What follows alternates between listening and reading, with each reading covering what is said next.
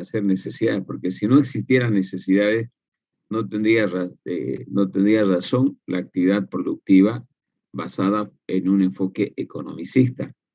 De la misma manera, han visto de que existen bienes de capital y que se refieren a una serie de equipos, maquinaria con las cuales se producen bienes, es decir, son los medios a través de los cuales las materias primas se transforman para obtener, en este caso, bienes de consumo directo. Luego también vimos bienes perecederos y bienes no perecederos. Entiéndase como bienes perecederos aquellos que tienen una vida útil corta, en términos básicamente tiempo, podrían ser desde días hasta un año. Los bienes no perecederos son aquellos bienes que tienen una vida útil prolongada y están referidas básicamente a todo lo que implica artefactos electrónicos, llámese computadora, impresora, llámese reloj, llámese heladera, cocina, o maquinarias, equipos que tienen vidas útiles entre 3 y 5 años desde el punto de vista contable.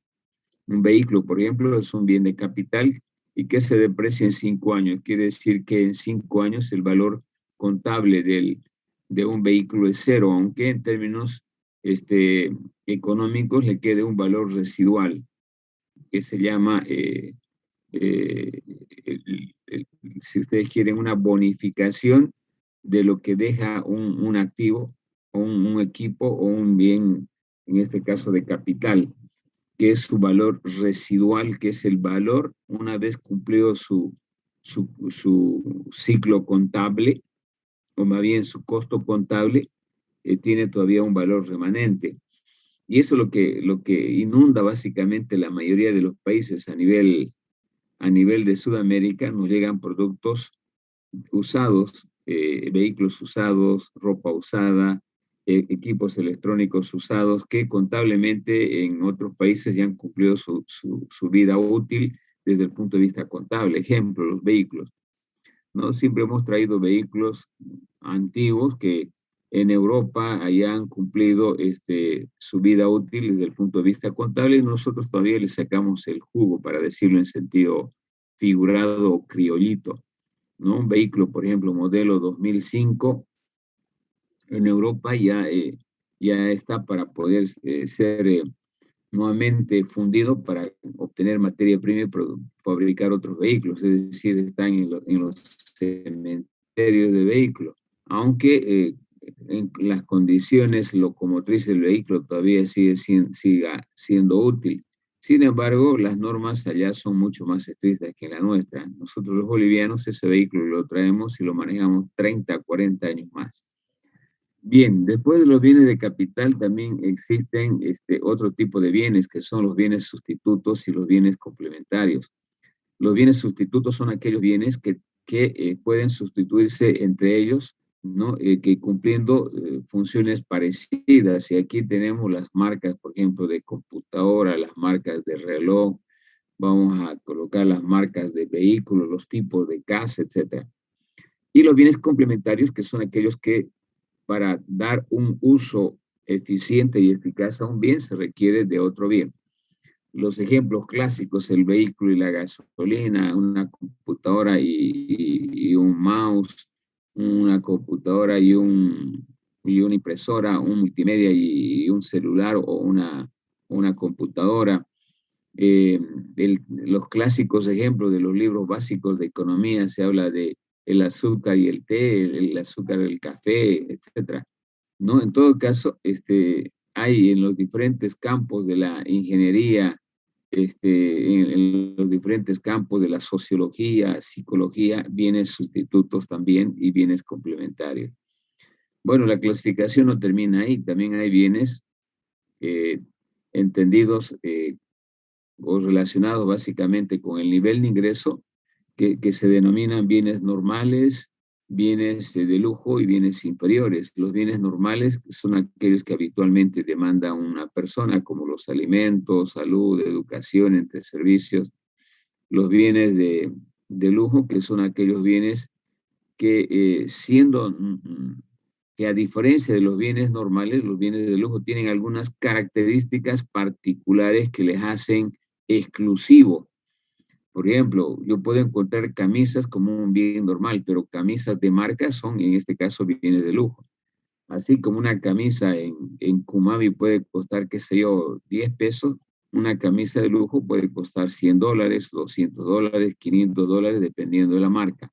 Bienes de lujo. ¿Hay universidades de lujo? Sí, hay universidades. Para el nivel de ingreso de un boliviano, estudiar en la USA viene a ser un servicio de lujo.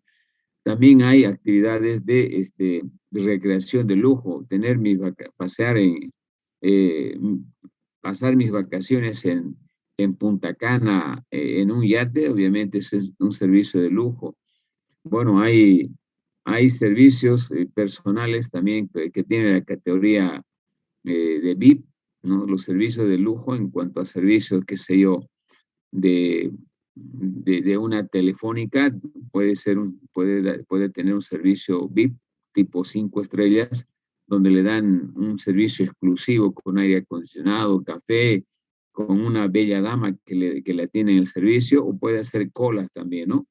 El servicio normal son hacer colas sin aire acondicionado, etcétera, etcétera. Entonces, siempre vamos a encontrar, chicos, bienes o servicios también de lujo. Y los bienes inferiores, que en economía se refieren a todos aquellos bienes o servicios, primero que por sus características particulares, ¿no? Son bienes que en algunos casos ya han cumplido su vida útil y se les da un valor residual, o los bienes usados que todavía tienen una vida útil para utilizarlos, los bienes que tienen una marca no posicionada o de dudosa procedencia. Entonces, y bueno, algunos bienes, ¿no? Que, por ejemplo, en la parte electrónica, lo que se importa de medio uso, en la parte alimenticia también hay carne de primera, carne de segunda, qué sé yo. Entonces van a encontrar siempre en la actividad económica también ese tipo de bienes. En eso consistía el práctico, hacer 3 ejemplos de cada uno de esos tipos de bienes. Perfecto. Entonces continuamos nosotros. En una economía, chicos, no solamente hay bienes, no solamente hay computadora, no solamente hay servicios software, no solamente hay productos azúcar, productos industriales, casas, vehículos, etcétera, sino también hay servicios. Y los servicios también son bienes, o al menos se entiende como bienes, pero la diferencia sustantiva entre un bien y entre un servicio es la tangibilidad. Un bien es tangible. Un bien es este control del aire acondicionado que tiene una forma, que yo puedo percibir que es liso. Un bien es este celular. Un bien son mis lentes con los cuales aumento la lectura porque así no le veo, etc. O sea, un bien es todo elemento tangible que tiene una forma determinada. Eso es lo que hemos visto. Todos los bienes que han hecho de práctico son bienes. Pero también hay bienes intangibles que se llaman servicios. Y la intangibilidad viene de que los servicios no tienen pues una forma determinada, no tienen una, una, una textura definida, son incoloros, pueden ser translúcidos, etc. O sea, tienen algunas particularidades, pero la más importante es que son intangibles, que no se los puede ver, no se los puede tocar. A ver, el servicio de electricidad en su casa, quiera tocarlo para ver cómo es, si es dulce, áspero, liso, meta su dedo a un conector ahí para probar qué tipo de servicio el que tiene. O un ingeniero del sistema quisiera que me diga cuán dulce es un software contable. ¿Es suave? ¿Es grande? ¿Es circular? ¿Tiene una forma rectangular?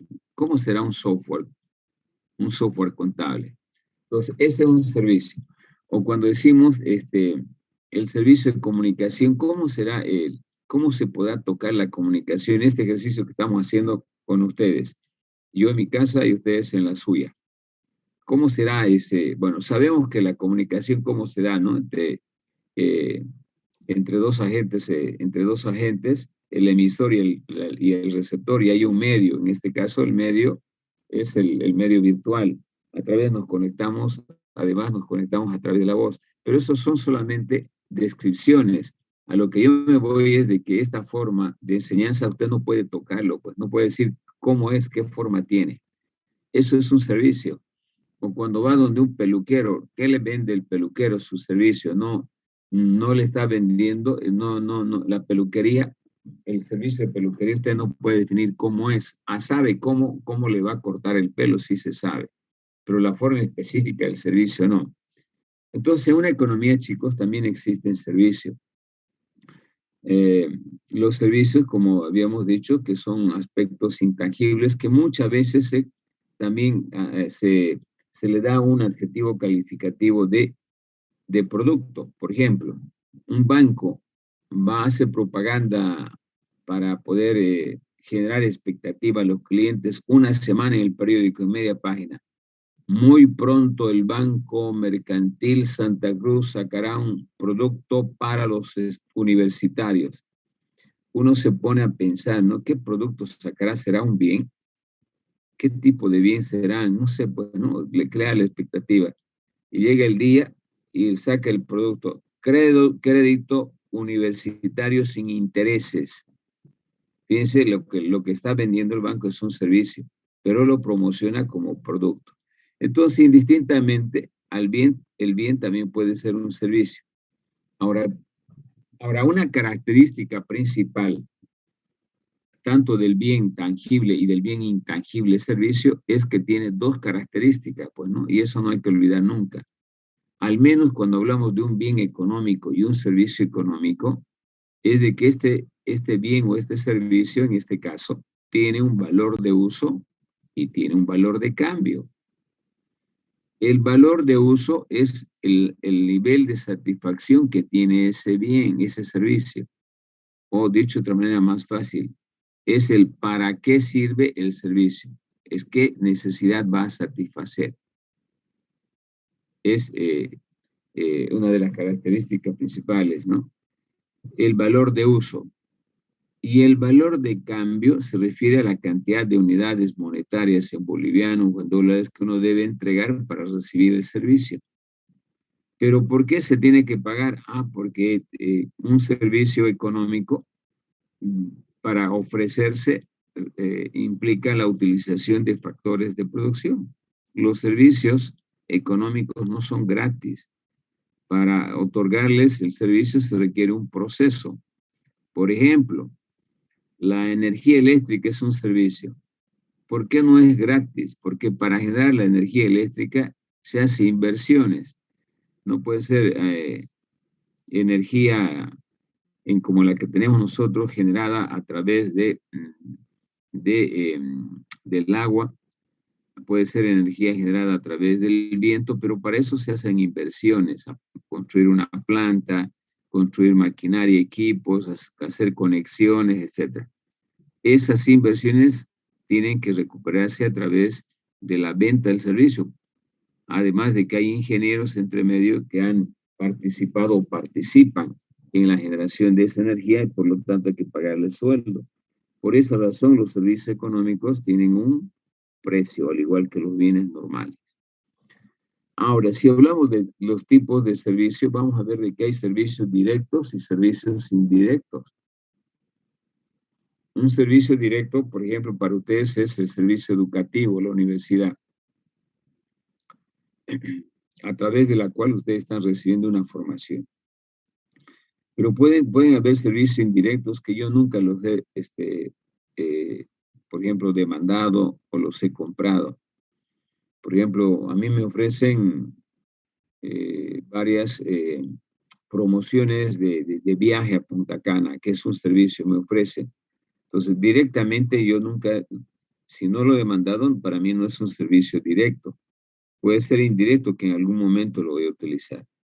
¿Sí? Entonces, estos servicios, desde el punto de vista operativo, pueden ser directos cuando yo lo utilizo realmente, indirectos cuando no lo utilizo y en algún momento lo voy a utilizar. ¿Cuáles son los servicios clásicos que existen en una economía? Todo lo que implica comunicación, todo lo que implica transporte, todo lo que implica administración de base de datos, todo lo que implica lo que hace el ingeniero en sistema, desarrollar software, todo lo que pueda hacer el ingeniero industrial elaborando proyectos todo lo que implica asesoramiento, en este caso para la instalación de una planta, todo eso implica servicios, incluyendo lo que habitualmente un individuo demanda, ¿no? Servicios de transporte, comunicación, educación, salud, los servicios de internet, los servicios telefónicos, los servicios de un peluquero, los servicios, qué sé yo, de un gimnasio, etcétera. Esos son servicios. Y en economía también, al igual que los bienes, esos servicios participan de manera competitiva, porque usted puede, los servicios de un peluquero, para contratar los servicios de un peluquero, usted tiene varias peluquerías y varios peluqueros. Para contratar la elaboración de un software para mi empresa, yo tengo varias empresas que desarrollan software. No existe una sola, existen varias. Para internarme, si estoy con COVID, existen varios hospitales aparte de mi seguro. En fin, podemos nombrar muchas otras cosas más. Bien, yo creo que hasta ahí es suficiente. Bueno, el resto yo se lo dejo para que ustedes lo lean. Acá tienen, estoy en modo de presentación. Ustedes seguramente ya están viendo qué es bien y cómo, cuántos tipos de bienes existen. Bueno, los bienes se definen, como habíamos comentado ya, como bienes o actividades intangibles que por sus características tienen la capacidad, al igual que un bien, de satisfacer necesidades. El servicio es intangible porque usted no puede definir, no puede tocar el servicio, no puede definir, no puede tener una idea de la forma que tiene, y es por eso que es un intangible, ¿no? Además, un servicio usted no puede transferir en muchos casos. Por ejemplo, el servicio de peluquería, usted no puede transferir, si usted tiene se está peluqueando, no puede transferirle a otra persona. El servicio es en muchos casos más personal, ¿no? En muchos casos, no quiero ser absolutista, pero generalmente los servicios son personales. Ahora, uno de los principales rasgos distintivos de los servicios, ¿no?, es la diversidad, como habíamos comentado. Usted va a encontrar, al igual que los bienes, que hay una cantidad muy importante de bienes, también hay una cantidad muy importante de servicios en la economía. Es más, la economía produce o desarrolla bienes y servicios permanentemente. Ahí tiene como algunos ejemplos rápidamente, menos de lo que hemos hablado, ¿no? Servicios informáticos, programas informáticos, servicios de comunicación, servicios de transporte, educación, etc. Además, los servicios, desde el punto de vista de su costo, pueden ser públicos o pueden ser privados. Los servicios públicos son aquellos servicios que reciben los individuos sin ningún costo o con un costo nominal, ¿no? Es decir, son actividades y prestaciones permitidas y reservadas, ¿no?, o exigidas generalmente a la administración pública o instituciones públicas. No solamente la administración pública, sino también son las instituciones públicas, en el caso de la universidad, y que suelen tener la mayoría un carácter gratuito, aunque en la mayoría de ellas, ¿no?, no es tan gratuito que digamos, sino que cobran un costo nominal. La Gabriel cobra 30 bolivianos el semestre, que es un valor nominal. Una consulta en un hospital público también puede tener un costo nominal, que no es el costo real. Bien, generalmente todo lo que implica las actividades de las instituciones públicas no tienen un costo, porque no buscan fines de lucro, no buscan ganar. La universidad, su objetivo de la universidad no es generar utilidades, beneficios, ganancias, rentabilidad, nada. La alcaldía lo mismo, la prefectura lo mismo. Esas son instituciones públicas. Pero ojo, dentro del sector público, como han visto que nosotros decíamos que tenemos una organización económica mixta, y en una organización económica mixta hay empresas públicas y hay empresas privadas. También, cuando hablamos de servicios, vamos a encontrar servicios públicos.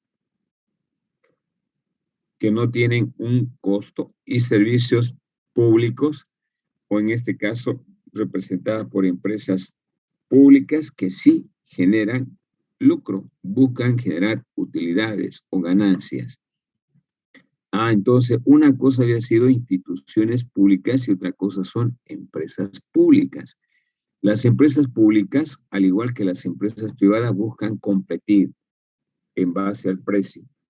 Obviamente, para eso sus procesos de producción de las empresas públicas van a regirse en términos de eficiencia y eficacia para generar utilidades, beneficios o ganancias. Por lo tanto, su propósito, su fin, es generar utilidades, generar ganancias. Bueno, dentro de las diferentes instituciones o servicios que prestan, algún servicio tenemos acá, las de educación, comunicación, transporte, etcétera, que son las más comunes en nuestro país. Y los servicios privados, que son aquellos que nos ofrecen también empresas de carácter privado y que su actividad, la prestación del servicio, tiene que verse básicamente con la idea de generar beneficios, utilidades o ganancias. Es decir, persiguen fines de lucro. Los servicios privados se ofertan en el mercado y el precio se determina en función del libre juego de la oferta y la demanda. Ejemplo, servicios de celulares, de servicio de celular. Aquí tenemos 4 o 5 operadoras que compiten en cuanto a precio para darnos el servicio. Los servicios educativos universitarios, aquí tenemos algo más de 24 o 25 universidades que ofrecen servicios educativos gratuitos. Servicios hospitalarios de la misma manera. Entonces, siempre hay más de uno, y al igual que un mercado de competencia, los servicios privados compiten entre las empresas porque no hay monopolios, hasta en los servicios no hay monopolios, hay muchas empresas que participan. Los servicios de TV, cable, los servicios de seguridad, los servicios de limpieza, los servicios de comunicación, en fin. Bien, hasta aquí, no sé si hay alguna pregunta para pasar a otro temita sobre servicios. Sí, ingeniero. Galvis. Los servicios también varían de acuerdo al tiempo, ¿cierto? Porque mire, los servicios de peluquería se elevan a lo que viene siendo fin de año, Navidad. Y aparte de eso, en época de pandemia, mi computadora se fregó. Y una arreglada en el técnico normalmente me costaba 100 pesos o algo así. Pero cuando fui, 200, 250 estaban los técnicos caderos. Sí, correcto. Así que eso también, cuando sé que es el momento de aprovechar y decir, no, va a subir mi servicio. Sí, lo que no hemos explicado, y eso obviamente lo vamos a hacer en el caso de la demanda. Las demandas de bienes o de servicios, en algunos casos, chicos, son cíclicos. Voy a explicar por qué son cíclicos. A ver, vamos a ver primero con los bienes, que es más fácil de entender, y ahí voy a aterrizar con lo que pregunta Galvis, con lo que comenta Galvis, ¿no? ¿Cuándo ustedes comen pescado? ¿En qué? ¿Todos los días o de vez en cuando o una vez al año? Semana Santa. Semana domingo. Santa. Semana Santa. Domingo. Gracias, Cabero, Rojas, Rocha. Sí, evidentemente, el pescado es un bien cíclico para la mayoría, aunque puede existir gente que habitualmente coman pescado, pero la mayoría lo demanda cíclicamente. ¿Y cómo está el precio en Semana Santa del pescado? ¿Alto, medio o bajo? Altísimo y difícil de conseguir. Alto. Correcto. Los precios. Alto. Aumentan los precios, ¿no? Entonces eso tiene que ver con un comportamiento cíclico, que cuando hay periodos solamente de mayor demanda, los precios suben. Ahora, cuando hablamos de otro bien, también puedo, por ejemplo, lo que nos gusta, hoy día es viernes, ¿no? Y el cuerpo lo pide. ¿Qué pide el cuerpo los viernes? Viernes de cara. Agua. Cara.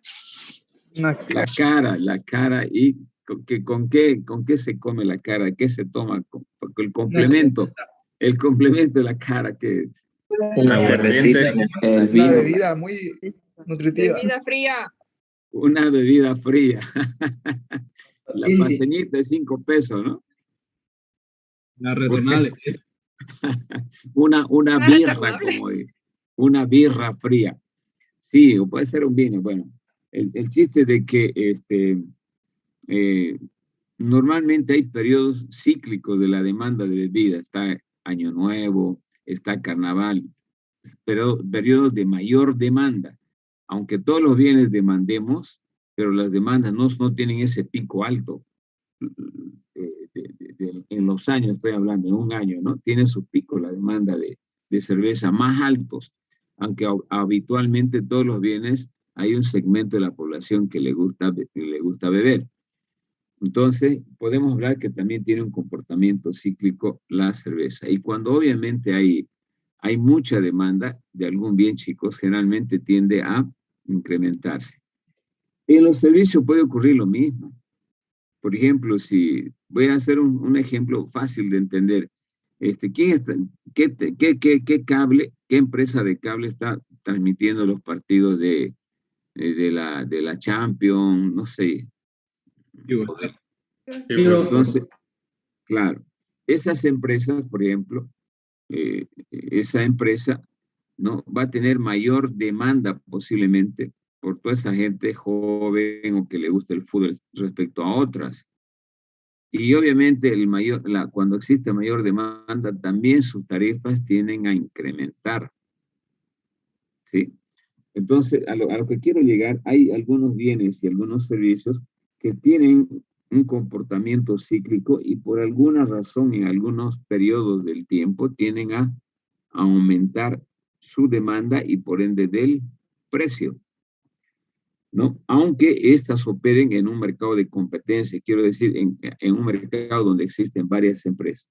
Con relación a lo que decía Galvis, de que cuando habitualmente pagaba 100 pesos, y luego cuando fue la última vez le cobraron 200.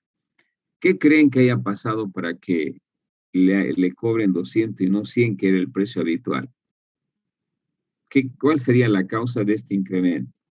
Podría ser que no le encontró en su buen momento al técnico y estaba necesitado de plata, tal vez, o tal vez de verdad aumentaron porque tienen sus gremios y tienen sus asociaciones, al menos los que están en el Chiriguano, ¿no?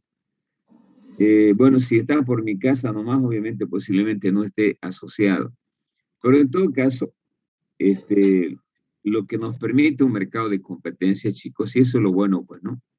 De que existen varios técnicos, no existe solamente uno para que me arregle mi computadora. Y lo bueno de un mercado de competencia es que a usted nadie le obliga a que vaya donde ese técnico, vaya a otro, cotice. Al final, para un estudiante 100 pesos siempre es un precio alto, o perdón, 200, cuando habitualmente pagaba 100. Entonces, puede ser de que haya incrementado su precio, pero desde el punto de vista operativo y real y serio, ya chicos, cuando existe este tipo de incrementos, posiblemente Galvis ya no vuelva a ir nunca más ahí donde fue. Va a tener que buscar un sustituto.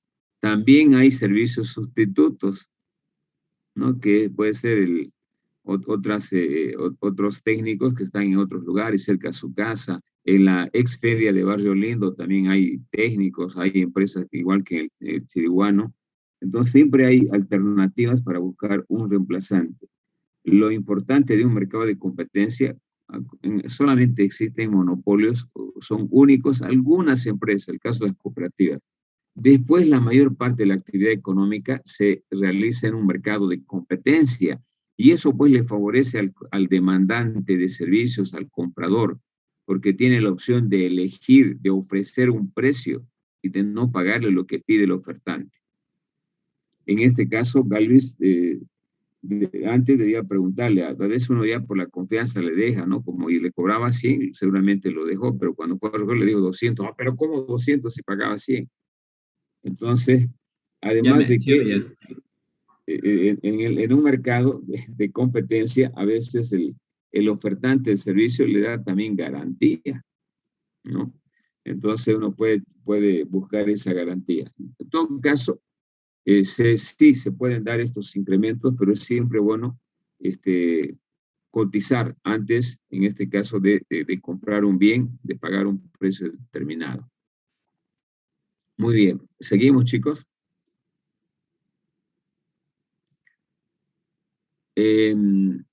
Vamos a ver a continuación, hablando de un tema muy importante, y que ustedes ya lo han percibido, aunque de una manera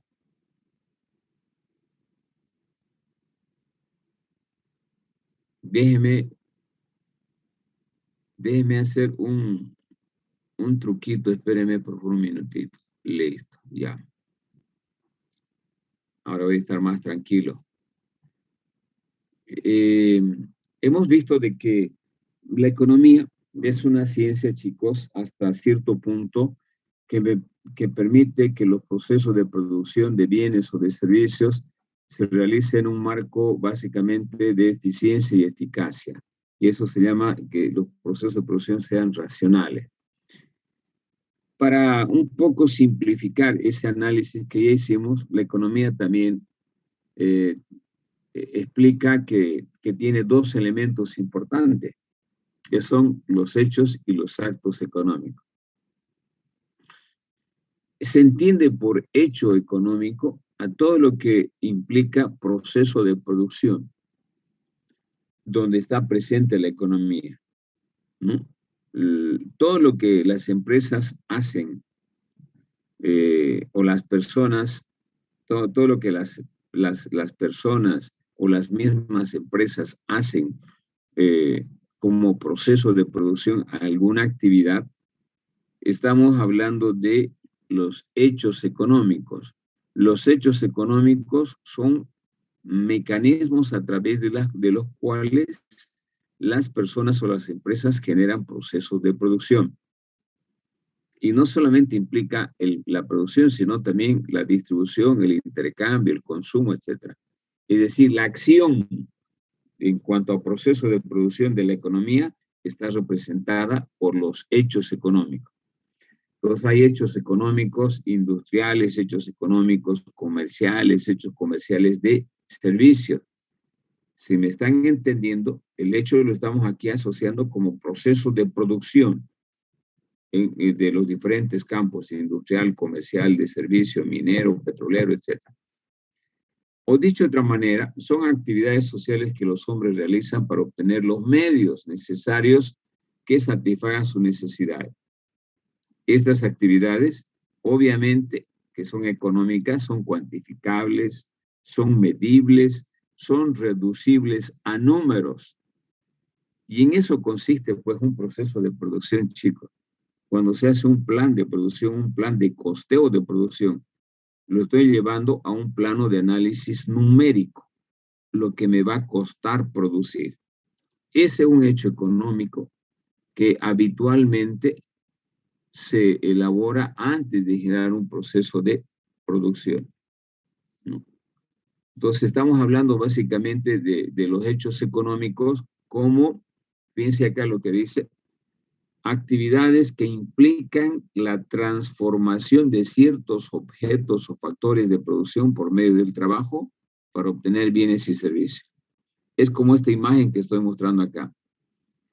Para obtener un bien o un servicio necesito combinar factores de producción, en este caso materias primas, insumos y trabajo. Combinados estos dos a través de un proceso de producción, puede ser manual, robótico, con última tecnología, voy a obtener bienes y servicios. En concreto, cuando hablamos del proceso de producción de, qué sé yo, de soya, estamos hablando de un hecho económico. Cuando desarrollamos software, estamos hablando de un hecho económico. Cuando producimos camisas, estamos hablando de un hecho económico. Pero además de la producción implica el proceso de distribución y consumo. La distribución implica llevar a los canales, utilizar los canales, cómo se van a llegar a los consumidores y promover el consumo. Eso es pura economía. también se entiende por el elemento de la economía el acto. Hasta ahí está bien. Para que Galvis pague el servicio de su mantenimiento de computadora, voy a utilizar lo que dijo Galvis, ¿no? Cuando le cobró, me ayuda Galvis aquí, cuando usted seguramente fue con otro SIM, ¿no? A pagar, ¿o no? O tenía más para ir a recoger su máquina.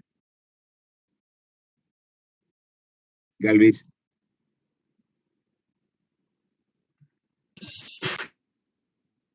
¿Está Galvis? No. Se fue. Bueno, se fue para esperar que No, haga la... estoy de acá. Tranquilo. Va a aparecer cuando haga la captura de pantalla, Galvis. Bueno, voy a suponer que Galvis se fue evidentemente a recoger su computadora con 100. No, había... Ah, sí. Y le dijo el técnico 200. Y bueno, y él no tenía. Entonces ha pensado cómo sacar los otros 100. Seguramente para empezar le dijo, no, pero ¿cómo tanto? Para pedirle un descuento. Pero ahí viene el acto económico que implica cómo voy a pagar. En este caso, en economía es cómo, con qué comprar. ¿Cómo voy a satisfacer mi necesidad? Entonces ya hemos visto que la economía también contempla el proceso de producción de bienes y servicios, y el otro proceso es cómo, ¿no? En este caso, generar los recursos suficientes para que el consumidor, el comprador, pague. Por esa razón, como podrán ver ustedes acá, la presentación dice, se define como los actos conscientes que realiza el hombre para satisfacer sus necesidades a través de la demanda de bienes o servicios que produce una sociedad. Los actos económicos realizados en forma organizada y sistemática representan la actividad económica. Concretamente, es cuando Galvis ¿no? hace conciencia de cómo satisfacer esa necesidad de recoger su computadora, ¿no? Y cómo, con qué pagar. Y yo estoy hablando en sentido figurado para hacer referencia a esta definición. Es cuando el hombre se toma conciencia de sus necesidades y cómo satisfacerlas, con qué voy a pagar, con cómo voy a comprar, ¿no? En este caso, los actos económicos son actos conscientes que realiza el hombre para satisfacer sus necesidades. Seguramente también eso implica economía, ¿no? Cuando uno dice, quiero comprar una computadora, pero ¿con qué voy a comprar? Y realiza acciones concretas para buscar la palabra, trabajar, por ejemplo, o pedirle prestado a su corteja, o pedirle que le regale a su padre, etc. Eso también es parte de la economía y se entiende por acto económico. En todo caso, una actividad económica es la suma de todos los actos económicos. Lo que hace Ricardo, lo que hace Galvi, lo que hace María, todo se suma y eso se llama actividad económica desde el punto de vista operativo. En resumen, los elementos de la economía, todo su funcionamiento están representados por los hechos y los actos económicos. Los hechos económicos representan procesos de producción de bienes y servicios, y el acto es cómo y con qué voy a comprar ese bien que está en la economía, ¿no? Y implica obviamente generar acciones creativas de trabajo o la forma como adquirir los bienes y servicios. Seguimos. Bien, todo proceso de producción en la vida real, chicos, ya sea para el ingeniero industrial o para el ingeniero de sistemas, implica utilizar factores de producción. Cualquier actividad que realicen ya en el plano profesional implica utilizar factores de producción, con mayor razón cuando tenemos una empresa. En esta imagen, seguramente ustedes están viendo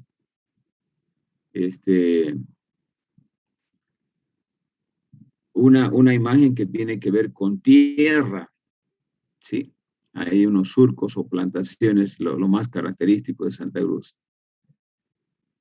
A la derecha, seguidamente ven diferentes personas. Una está con herramientas agrícolas. Aquí hay una enfermera, una médica y bueno, un trabajador. Entonces, acá también hay el otro elemento importante que se llama factor de producción, que es el trabajo. Hay un tercer elemento o factor de producción que se llama capital, que comprende desde equipos, maquinaria, infraestructura, herramientas y dinero en efectivo. Si me han entendido, el concepto capital en economía no es pues solamente platita, estos quintos de acá. También capital forma parte de la maquinaria, de los equipos, de la infraestructura, las herramientas que tiene una empresa. Y finalmente, la tecnología, el know-how, el conocimiento, la forma de hacer también es parte, hoy particularmente, de los factores de producción, incluyendo la capacidad de gestión. ¿Qué quiero interpretar con esta imagen? Que cualquier actividad económica, de un hecho económico que es producción, se va a dar utilizando factores de producción que se llaman tierra, trabajo, capital y tecnología, y gestión administrativa. Se entiende por tierra no solamente a lo que se ve aquí en esta imagen, tierra como espacio para sembrar o para construir. Tierra también se entiende por materia prima, lo que yo obtengo de la tierra. Por ejemplo, aquí es una plantación de soya. Y la soya es una materia prima. También se entiende por tierra la mayor parte de los insumos o factores de producción. Fíjense ustedes, en el campo de la ingeniería en sistemas, para fabricar computadoras, ¿qué necesito? PVC. ¿De dónde sale el PVC, chicos? ¿De dónde se obtiene? ¿Alguien sabe?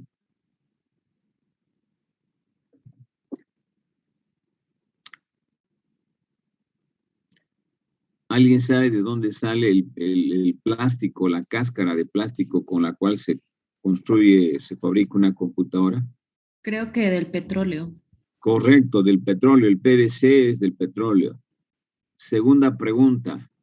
A ver, voy a motivarles, pues, ¿no? Su participación no es gratis. Su participación no es gratis. A mí me cuesta porque yo les pago en nota. ¿Sí? ¿Quién participó? ¿Quién me dijo del petróleo? ¿Apellido? Yo. Rojas. Vamos. Rojas. ¿De dónde se obtienen todos los circuitos que se hacen con cobre en las tarjetas de las computadoras? ¿De dónde sale? Litio. De la minería. ¿Quién es Galaxy? No le voy a poner Galaxy J5 Prime. Habíamos quedado que coloquen su nombre. ¿Quién es el que habló del Galaxy J5? Ya me olvidé poner, perdón. Nombre, apellido. Cruz Paulina. Cruz. Va a cambiar para la próxima clase, por favor. Sí, ¿Alguien más participó? Bien. Yo vi. Zurita. Sí. Zurita. Evidentemente, pues chicos, el cobre es un mineral y que se obtiene de la tierra. Bien. ¿Qué más necesito para construir una computadora? Silicio para los microchips. ¿De dónde se saca el silicio? Lo mismo, la minería. Lo mismo, de la tierra, minería. Correcto. Ahora me creen de que tierra no solamente es tierra, sino también implica un conjunto de materias primas. Más del 90 y tantos % de las materias primas se extraen de la tierra. Estamos hablando casi de un 98%. Todo es de la tierra. ¿De dónde sacan la materia? Voy a ver las cosas que tengo aquí. La mayoría tiene plástico, ¿no? Este es mi vaso de agua de mi mocochinchi. No es mocochinchi, es un medicamento, por si acaso. ¿De dónde sale este vidrio? De la arena. De la fuente se la quema. La tierra. De la tierra. En la tierra. David La quema. Jairo. De la tierra. Entonces, yo con esto termino y digo, evidentemente, la tierra no solamente decir, cuando decimos el factor de producción tierra, uno asocia a la tierra como tal. No, y lo que quiero que piensen en las próximas unidades cuando hablemos de tierra, la tierra implica, sí, evidentemente tierra como tal, pero implica también insumos, materias primas, etc. Finalmente, el agua, que es sin el agua, no puede subsistir el hombre, no se puede generar proceso de producción, también viene el agua. Perdón, el agua viene de la tierra, perdón. Entonces, ya queda con estos ejemplos que hemos hecho un poco para sensibilizar, evidentemente, la tierra es un factor de producción importantísimo, que nos provee básicamente de una serie de insumos o factores de producción. Y después gran parte de los productos, ¿no? Inclusive hay tela derivados del petróleo, ojo. Hay una serie de productos que se pueden sacar del petróleo. Bien, pasemos al concepto de trabajo. Jacqueline, ¿quería hablar? Usted, es cierto, la mayoría de los productos pues, provienen de la tierra, pero todos esos productos como ser minerales o todo lo que sacamos no son productos infinitos, son productos que tardaron años en formarse, en llegar al punto en el que están. Y al paso en que vamos consumiendo, la población va creciendo. ¿Qué podemos hacer nosotros como ingenieros para tratar de evitar ese desgaste? Buena pregunta. ¿Alguien se anima a responder a la compañera Jackie? Buscando alternativas. En ese caso, Tiene que tener una buena gestión de productos. sería aumentar la Dejar de consumir. A ver, La única opción sería reciclar los materiales ya utilizados. Reciclar. No todo el material se puede reciclar, lamentablemente. Por ejemplo, en los plásticos, hay plásticos específicos que no pueden reciclarse. Por esa razón, muchas... Reciclar es la última de las opciones. Sí. Primero viene reemplazar con otros productos que no una solución. El reciclaje, yo, en mi opinión, creo que es una solución a corto plazo, porque se siguen creando más cosas y al final vamos a terminar con nada. Buscar alternativas. Se tiene que buscar alternativas y haber las empresas tienen que ver el consumo, la manera en que afecta tanto al medio ambiente o como al consumidor, ya que como dices, los recursos no son renovables y aparte tiene un impacto ambiental también al momento de crearse, como el plástico, se puede decir. Muy bien, buena sugerencia, están anotadas todo, Elmer Narváez, Rodríguez, Jacqueline, etc. A ver, es bueno la reflexión. Me han quedado dos preguntas. Dice, una persona decía dejar de consumir. La otra persona decía reciclar. Sí, son dos buenas medidas, pero el desafío del ingeniero en la sociedad del conocimiento es crear pues productos sustitutos, chicos. No es solamente dejar de demandar un bien, o dejar de consumir, ser ecologista, cuidar del medio ambiente, con reciclaje. Lo peor es dejar de consumir o dejar de utilizar. La opción menos convincente desde el punto de vista económico. La idea central, chicos, es precisamente, se espera mucho del ingeniero. ¿Por qué creen que los países que conforman los tigres asiáticos, el caso de Corea, el caso de Tailandia, el caso de Corea del Sur, obviamente, incluyendo la India, han logrado desarrollarse de esa manera, que son líderes hoy en la economía? Producto del desarrollo de la tecnología, de los ingenieros. Lean un poco alguna biografía de Andrés Oppenheimer, basta de historias, cuentos chinos, etcétera, etcétera. Van a ver de que esos países están como están gracias al desarrollo de la ingeniería. Sus universidades juegan un rol importante, porque esa es la función del ingeniero, ingeniarse. Por eso no es cualquiera ingeniero, ¿no? Entonces, no estamos utilizando bien nosotros en Bolivia los ingenieros que deben estar haciendo permanente investigación, pero tampoco no es culpa en este caso de ustedes, sino es de las condiciones y la motivación que no se crea en una universidad. ¿Qué hemos creado nosotros en tecnología como patentes, como registros, como innovaciones? Mi mano izquierda de 5 dedos es mucho para contar lo que ha hecho la Gabriel. Tiene 3 o 4 patentes a lo sumo. Corea, China sacan mensualmente entre 50 a 60 patentes, innovaciones.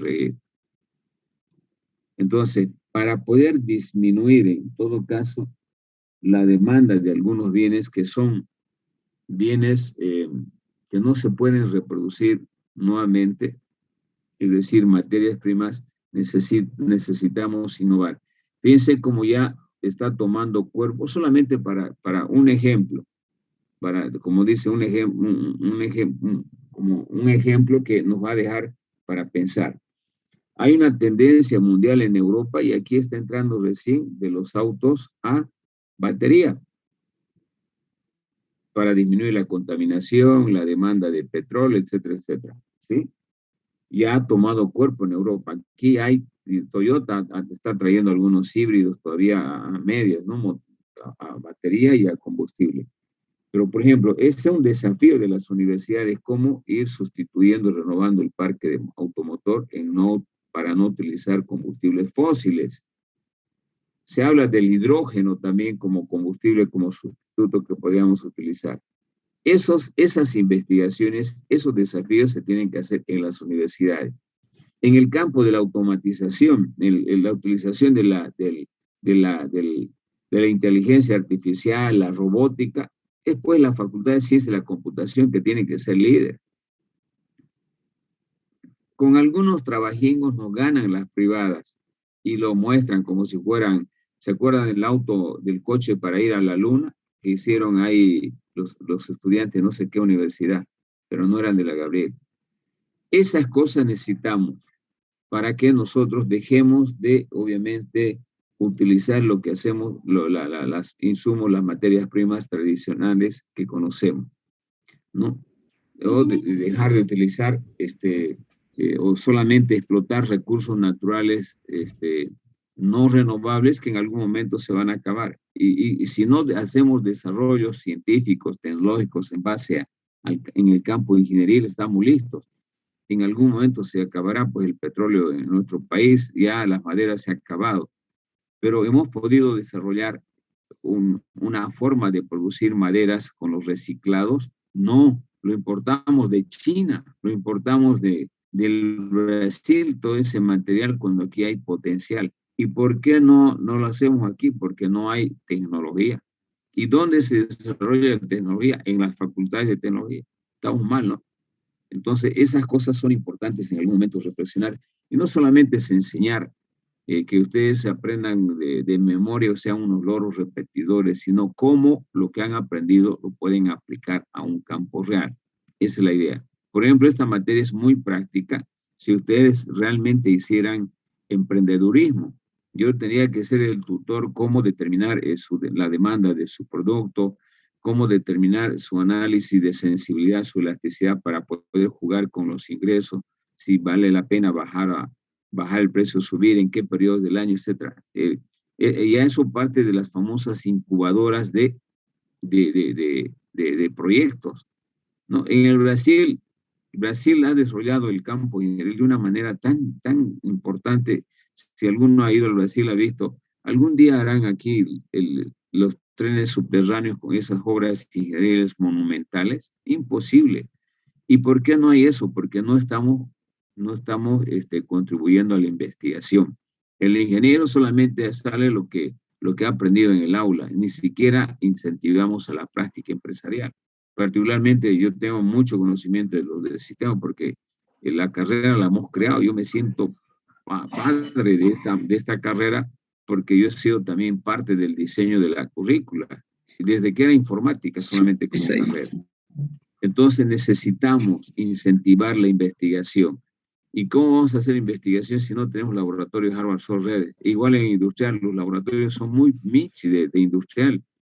Tienen una máquina antigua ahí de tornería, no sé qué cosingas más tienen, ¿no? Un taller pobre de la parte de metal mecánica, qué sé yo. Entonces, a eso es lo que tenemos que hacer con este nuevo rector, que se concentre en la investigación. Si es posible que no habrá más carreras, o que abran menciones. En sistema, por ejemplo, necesitamos 4 menciones en informática o en sistemas, ¿no? Para que obviamente estemos a la par de otras universidades privadas que ya han desarrollado otras carreras con las últimas menciones y requerimientos del área informática. En industrial lo mismo, necesitamos menciones, no formar otra carrera. Aquí estamos acostumbrados a carreras como han hecho en ingeniería, en ciencia económica.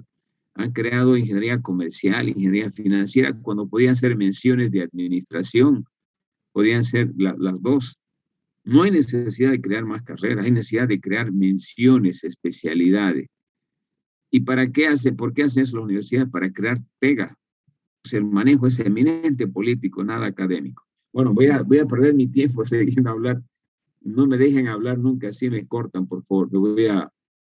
Pasa el tiempo y no avanzamos nada. Pero para terminar, yo creo que sirve para reflexionar lo que hemos hecho, que cuando estaba hablando yo de tierra, posiblemente varios solamente captaban la tierra como tierra y no había sido así. Lo mismo, si hablo yo de trabajo, chicos, imagínense una empresa, siempre partan de eso. Una empresa, ¿acaso solamente cuando hablamos de trabajo en una empresa es el ingeniero o el auditor, el economista? No, debajo hay la secretaria, debajo hay personal subalterno técnico. Todo eso es trabajo. Por eso el trabajo es el físico y el trabajo mental, ¿no? Que obviamente los que se han formado realizan trabajo mental y los que no se han formado realizan trabajo físico, seguridad, limpieza, personal de apoyo, etcétera, etcétera. Cuando hablamos de capital, lo mismo. Uno cuando dice capital, lo primero que le viene es plata. No había sido plata en economía. No solamente es plata en economía, capital. Capital es maquinaria, capital es equipo, capital es herramienta, capital son muebles, capital son enseres, capital son vehículos, son tractores, etc. Eso es capital. Y siempre piensen en la versión amplia, no en la versión simplificada. Esos son factores de producción. ¿Y para qué utiliza una empresa un factor de producción? Una empresa que desarrolla software. Para desarrollar software, pues, va a desarrollar software sin conocimiento, recurso humano, sin conocimiento. ¿Cualquiera puede desarrollar un software? No. ¿Qué necesito? Conocimiento, formación académica, eso es trabajo. ¿Qué más necesito? Equipo, una computadora. Suficiente. Ya tengo el ingeniero en sistema, tengo la computadora, nada más. Necesito otros medios, un escritorio. No va a desarrollar software debajo de un motacó, de una manga, etc. Necesito infraestructura, un lugar, un espacio. Esos son factores de producción. Lo mismo en el campo de una industria que fabrica azúcar. ¿Qué necesita una industria azucarera? Necesita, obviamente, lo primero, la infraestructura. Necesita equipos. Todos los equipos que tiene para poder procesar, en este caso, el azúcar, necesita recursos humanos, necesita técnicos, necesita serenos, necesita personal de limpieza, necesita estibadores, la gente que trabaja con el cuerpo, con la parte física. O sea, necesita vehículos, necesita tractores, necesita chatas para llevar la materia prima. En fin, eso es capital y eso es recurso humano a la vez. Entonces, no nos dejemos llevar cuando decimos tierra por solamente tierra, o capital por dinero. Es un conjunto de elementos que forman estos factores de producción. Y como les he puesto los dos ejemplos para las dos carreras, obviamente cualquier proceso de producción en el que se va a aplicar la economía implica movilizar factores de producción o recursos, quiero decir. Y esos son pues escasos, chicos. A ver, ¿todas las empresas tienen la mejor maquinaria? No. ¿Todas las empresas tienen los mejores equipos? No. ¿Todas las empresas quisieran tener la infraestructura que desean? No. ¿Y por qué no lo tienen? Porque el factor capital, el dinero, es escaso. Ahí interviene la economía. Empieza a operar. Cuando va a operar un negocio, tomando en cuenta que son escasos los factores de producción, ¿cómo debo generar un proceso de producción cuando los factores son escasos? Debo utilizar racionalmente. ¿Qué implica utilizar racionalmente? Buscar la eficiencia y la eficacia, disminuir los costos de producción. Ahí está presente la economía, porque eso es la economía. Es una ciencia que estudia cómo la sociedad, utiliza los factores de producción escasos para producir bienes y servicios que satisfagan necesidades ilimitadas de la sociedad. Estoy aplicando la definición de economía ya en el plano operativo. Utilizar todos estos factores de producción, tierra, trabajo, capital, de una manera racional. No puedo pagar el sueldo que yo quisiera. Tengo que pagar un sueldo que me permita generar procesos de producción. No puedo pagar el alquiler que me pida si quiero desarrollar software en una oficina alquilada. Tengo que buscar un alquiler que me permita desarrollar software a precio competitivo. No puedo tener muchas veces el equipo que quisiera. Tengo que tener un equipo con el cual pueda batirme para hacer mi trabajo. Entonces, eso es economía. De esa manera funciona economía utilizando los factores de producción. Bueno, voy a compartir porque si no, no vamos a terminar nunca. Voy a compartir pantalla. Aquí es más concreto, más específico. Si ya lo vamos a hacer más largo. Bien. Entonces, una vez que veo esta imagen, yo ya tengo claramente la idea de qué es lo que dice acá. Si ustedes se fijan, cuando hablamos de tierra, dice en su sentido más amplio, se refiere a los recursos naturales que intervienen en el proceso de producción, insumos, materias primas como tierra, agua, minerales, petróleo, etc. Un sinfín de elementos que son parte del factor de producción tierra. Pero no solamente un proceso de producción de una empresa se hace con este bien, sino también se utiliza otro factor de producción que es el trabajo, que implica utilizar el factor de producción trabajo, implica utilizar ingenieros, utilizar secretarias, administradores, economistas, es personal de seguridad, de limpieza. Eso es una combinación de la parte intelectual y física, mediante la cual se transforman y adaptan los elementos de la naturaleza para satisfacer necesidades humanas. Finalmente, el capital, que son todos aquellos recursos materiales económicos susceptibles de producirse, como por ejemplo, maquinaria, equipo, herramientas, instalaciones, infraestructura, muebles, enseres, aires acondicionados, herramientas, etc. Y además el dinero en efectivo, en Washingtones o en bolivianos, para pagar el pago a los factores de producción, es decir, dinero en efectivo también es parte del capital. Esta es una versión clásica. La versión moderna incluye además estos dos elementos, la tecnología y la capacidad de gestión, porque hoy hablamos mucho de la innovación, ¿no?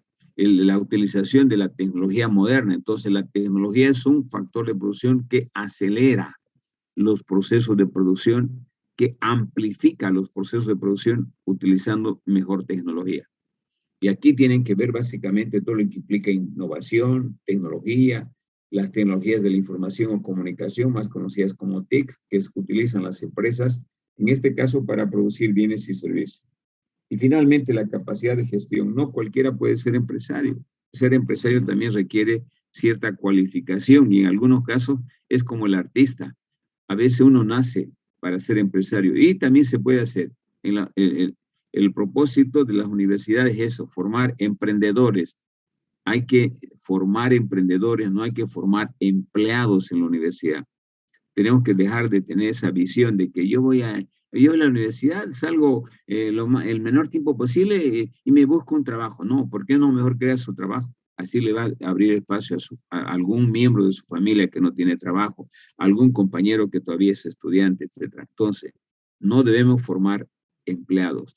Y obviamente un factor de producción también hoy en la actualidad es la capacidad de gestión.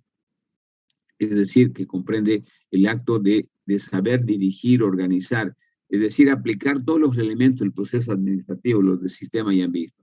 Planear, organizar, dirigir, integrar, controlar, evaluar, etc. O tener básicamente ese espíritu emprendedor. No vi en clase a Rocha y está pidiendo entrar a clase, lamentablemente ya no pueden ingresar.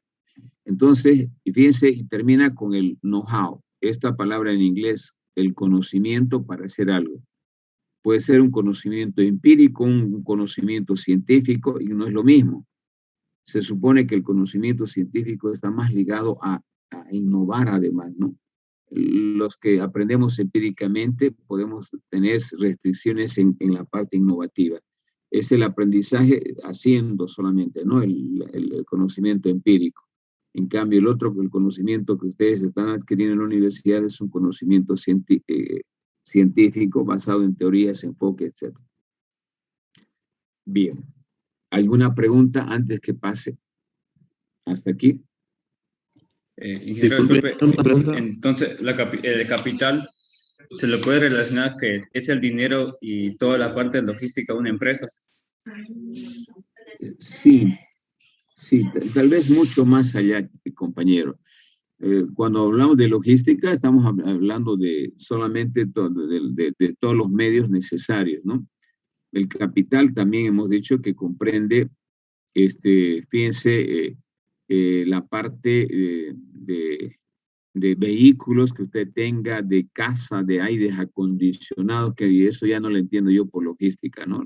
El tener oficinas con aires acondicionados, plantas con buena ventilación, buena iluminación en una industria, no son necesariamente parte de la logística, sí parte del capital.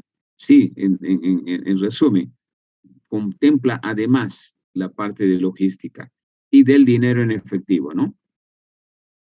Bien, ¿había alguna otra pregunta? Yo tengo una pregunta, ingeniero. Montalvo, vamos. Entonces podemos decir que lo podemos ver la producción como un supersistema que está formado por varios sistemas, como ser, digamos, la capital, el trabajo, la tierra, la tecnología, ¿o no? Sí, podemos asociar de que un proceso de producción es un proceso sistémico que está ligado a un conjunto de acciones de subsistemas. Tienen que interactuar los subsistemas. ¿Cuáles serían los subsistemas? El subsistema de recursos humanos, el subsistema de capital, el subsistema de tierra, el subsistema de know-how, conocimiento. Sí, pues puede, claro que sí.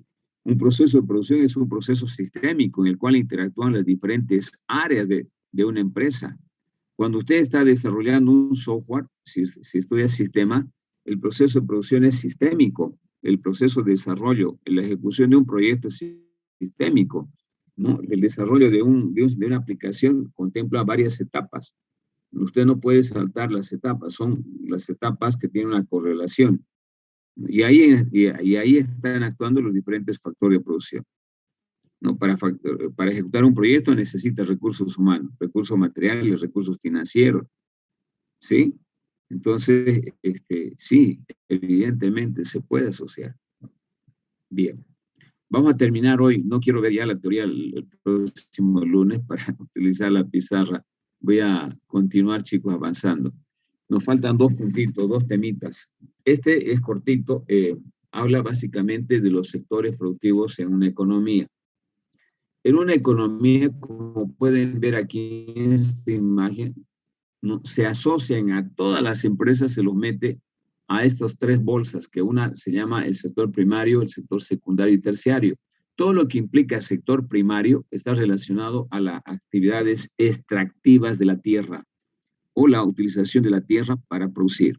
Por ejemplo, el sector minero, como pueden ver aquí un pozo petrolero. La actividad petrolera, la actividad minera, la actividad agrícola, la actividad pecuaria, son sectores primarios. Sector secundario, todo lo que implica industria, manufactura. ¿Cuál es la función del sector manufacturero o industrial? Transformar materias primas que se obtienen aquí en bienes o servicios. Y finalmente está el sector terciario, que tiene que ver en la distribución, otorgación de servicios, tanto en el sector secundario como al sector terciario. Ejemplo, una empresa que desarrolla software es servicio. ¿A quién da ese servicio? Al sector secundario y al sector primario. Una consultora de elaboración de proyectos industriales, servicio. ¿A quién va a dar ese servicio? A los empresarios que quieran aperturar otra empresa del sector secundario y del sector terciario. El sector de transporte aéreo, ¿a quiénes va a dar el servicio? A los empresarios del sector secundario, del primario, etc. O sea, hay una interrelación entre ellos de manera directa. Por ejemplo, este sector es dependiente del sector primario porque tiene que pasarle todos los insumos o materias primas. De la misma manera, para que funcione bien esta empresa, necesita una aplicación, un sistema de gestión para administrarlo correctamente. ¿Quién hace eso? El sector terciario. Y finalmente, también forma parte del sector terciario todas las empresas de venta, de vender, la comercialización de hardware o software es una actividad comercial o de servicio. Entonces, todas las actividades que hacen las empresas en una economía están concentradas en estas tres formas de organización económica de sectores de producción. primario, secundario y terciario. El sector primario es extractivo, extrae solamente insumos o materias primas. Petróleo, el sector secundario industrial, el petróleo convierte en gasolina, en aceite, etcétera, etcétera. Ejemplo 2, el sector primario, producción de soya. La soya es transformada por el sector secundario en aceite, en productos alimenticios, etcétera. Y para que operen estos sectores, el sector terciario que desarrolla software le brinda servicios a todos estos. El sector comercial de logística hace que estos productos lleguen a los mercados para poder venderse. El sector terciario le da servicios de transporte, le da servicios bancarios, le da asesoramiento tributario, asesoramiento legal, que son servicios. Bien, ese detalle van a encontrar aquí. El sector primario se concentra integrado por actividades extractivas de recursos naturales, ¿no? Como por ejemplo actividad agrícola, minera, petrolera, etc. Asimismo, cuando hablamos del sector secundario, nos referimos básicamente al sector transformador de materias primas. Todas las empresas que se llaman empresas industriales o manufactureras utilizan materias primas para obtener bienes finales, para obtener bienes de capital, bienes intermedios, todos los bienes que hemos aprendido. Y finalmente está el sector terciario de servicios, que apoya a los demás sectores, como por ejemplo los servicios bancarios, transporte, comunicación, comercio, software, educación, turismo, etc. Esos son los 3 sectores que hay en cualquier economía, sea capitalista, mixta o planificada. Finalmente, tenemos los 3 problemas, que es una síntesis de lo que hemos visto fundamentales de toda economía, ¿no? Como podrán ver acá, el problema económico consiste básicamente en qué se va a producir, cómo se va a producir o para quién se va a producir. A estas preguntas le llaman los 3 problemas fundamentales. En una actividad económica, la actividad económica de un país, ¿qué debe producir? Más computadoras, más alimentos, más armas, más vehículos. Pregunta, ¿y cuánto de eso se va a producir? Obviamente, una respuesta racional sería que las economías deben producir aquellos bienes que son más urgentes o necesarios para la subsistencia de las sociedades, básicamente, ¿no? Y luego producir aquellos bienes que no son fundamentales para la propia existencia de una persona. Es por eso que en todos los países lo primero que se asegura es la seguridad alimentaria y después vienen los otros bienes. Bueno, este problema se relaciona con la determinación del conjunto de bienes que se van a producir y servicios que se van a producir en la economía. Aquí se tiene que tomar una decisión. ¿Qué producir? Alimentos, computadoras, vehículos, bebidas, ¿y en qué cantidades? Ante las ilimitadas necesidades de la población. El segundo gran problema de la economía es cómo producir. Se refiere al conocimiento que voy a utilizar, a la combinación de factores de producción, quién lo va a producir, la empresa pública, la empresa privada, qué tipo de tecnología voy a utilizar, moderna, regular, obsoleta, qué sé yo. Es decir, un segundo problema que tiene que resolver el sistema económico se relaciona con la utilización óptima de los recursos o factores de producción que hemos nombrado. Aquí también se debe decidir la tecnología, los procedimientos que permitan extraer en mejor forma el máximo posible la capacidad productiva, en este caso las empresas. Y finalmente, ¿para quién? Esto hay que segmentar. ¿Para quién van a ser los bienes o servicios que van a producirse en una economía? ¿Quién va a disfrutar de los bienes y servicios? O dicho de otro modo, ¿cómo se van a distribuir el total de la producción entre los diferentes individuos y familias? O también podría ser, solamente se producirá para el mercado interno, para el mercado nacional, para el mercado extranjero. Entonces, todas estas preguntas los resuelve básicamente a través de un análisis de la economía, y cada una de estas preguntas también tienen un responsable. Por ejemplo, el qué, cuánto producir es un problema económico. El cómo es un problema tecnológico. Y el para quién es un problema social, que lo resuelve la sociedad, la tecnología y la economía. Bien.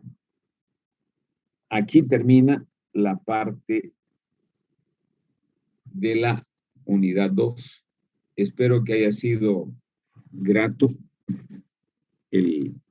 esta parte, que les haya gustado. Y si no les gustan, bueno, por lo menos échenle una leída y acuérdense de lo que hemos comentado aquí. Y no hay necesidad que se aprenda de memoria. Lo más importante es tener un criterio racional acerca de lo que hemos visto. Yo no pido en ningún momento un aprendizaje memorístico. Basta que me digieran como hemos digerido aquí con los ejemplos, los comentarios. Para mí eso es suficiente. Por favor, activen su cámara, chicos, para hacer la captura. Antes de que se vaya. Diga. Siempre tuve la duda de por qué los países no hacen su propio dinero. Sí. ¿Cuál es la... A ver, para que le entienda bien y no en sesgo, cuando me dice no hacen su propio dinero, se refiere a que no imprimen su moneda ellos. Sí. O cómo captan el dinero. En realidad, cada país, hay en teoría monetaria se estudia eso. Hay una parte de la economía que se llama teoría monetaria. La teoría monetaria es una parte de la economía que tiene que ver básicamente con la cuantificación de la cantidad de dinero que debe circular en una economía. Y hay fórmulas matemáticas que me determinan el volumen de dinero que debe circular en la economía para que no exista inflación. No es nomás a meterle a hacer imprimir platita en Inglaterra y traer y bueno, no funciona así. Por el tamaño de actividad económica que realizamos, hay fórmulas que me dicen cuánto es la cantidad de plata que debe circular en el país, ¿no? Y además, la emisión de dinero, de plata, de hacer imprimir plata para que me entiendan más fácilmente, no se realiza con garantías, en este caso de reservas en oro, que siempre se han utilizado, ¿no? Debe tener un respaldo esa emisión de dinero. Nosotros hemos tenido malas experiencias. En el periodo de la UDP, en 1983, cuando el gobierno de Hernán Siles Suazo, la economía llegó a un descalabro hiperinflacionario, más de 16.000% de inflación. ¿Qué hacíamos a veces? Hacíamos imprimir plata en las imprentas y metíamos la plata. Los sueldos, por ejemplo, de las personas iban a recoger en esas. Hay unas bolsas que en el Brasil venden esos panes marraquetas largos, así grandes son esas bolsas de papel madera. Iban a recoger su sueldo y que no valía nada esa plata, porque si no cambiaban en dólares, esa plata no valía nada. Se llamaban cheques de gerencia. Algunos iban a cobrar su sueldo en carretilla, para que tengan una idea en sentido figurado, ¿no? Lo estoy exagerando un poco. Más o menos para que tengan un volumen. Los gerentes de bancos, etcétera, tenían ese tamaño de sueldo, de plata que no tenían capacidad adquisitiva. ¿Y por qué era eso? Porque obviamente hacían imprimir plata. Entonces, imagínense, no es nomás a meterle plata así a una economía. Hay una forma de determinar cuantitativa la cantidad de dinero, está en la velocidad de circulación. Bien, espero que haya... Es como que si se produce más dinero de lo normal, se devalúa la moneda, como Venezuela, que tiene cantidades infinitas de dinero, sin embargo, el dinero no vale nada. No se devalúa, se infla. Hay inflación. La devaluación es otro fenómeno.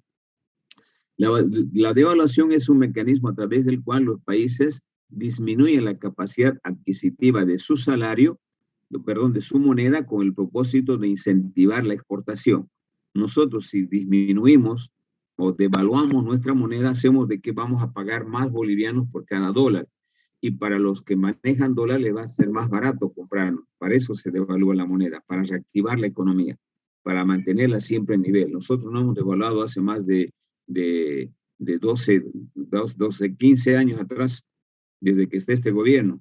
Entonces, obviamente, por eso no somos competitivos entre algunas de las causas. Nuestra moneda está sobrevaluada. Favorece más para importar, para traer contrabandos que para exportar. En otro momento vamos a hablar más al respecto cuando quieran preguntarme. Estamos prestos para comentar también otros temas como vengan de curiosidad, ¿no? Yo soy un libro abierto para poder comentar con ustedes, pero déjenme ahora hacer la captura. Ya algunos se están peinando porque para salir bien en la foto.